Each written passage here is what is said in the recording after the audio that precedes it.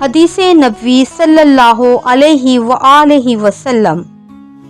حضرت ابو ہریرہ رضی تعالیٰ عنہ سے روایت ہے کہ رسول اللہ صلی اللہ علیہ وآلہ وسلم نے ارشاد فرمایا، جو کسی تنگ دست کو مہلت دے یا اس کو معاف کر دے، اللہ تعالیٰ اس کو قیامت کے دن اپنے عرش کے سامنے کی جگہ دے گا، جس دن اس کے سائے کے علاوہ کوئی سایہ نہیں ہوگا۔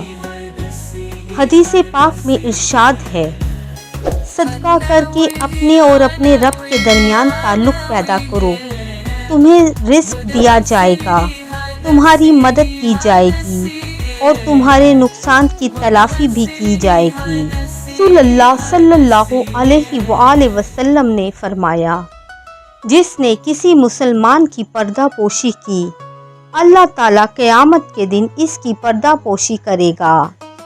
رسول اللہ صلی اللہ علیہ وآلہ وسلم نے فرمایا، جو کوئی مومن اپنے بھائی کی مصیبت پر اس کی دلجوئی کرتا ہے تو اللہ تعالیٰ قیامت کے دن اسے عزت کا لباس پہنائیں گے۔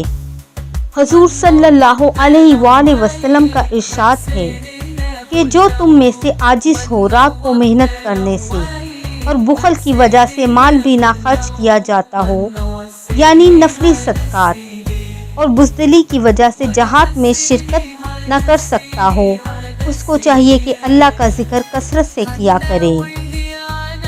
پیارے دوستو، مزید اس طرح کی ویڈیوز دیکھنے کے لیے چینل کو سبسکرائب کریں۔ برائے مہربانی ویڈیو پسند آئے تو لائک اور شیئر کریں۔ جزاک اللہ۔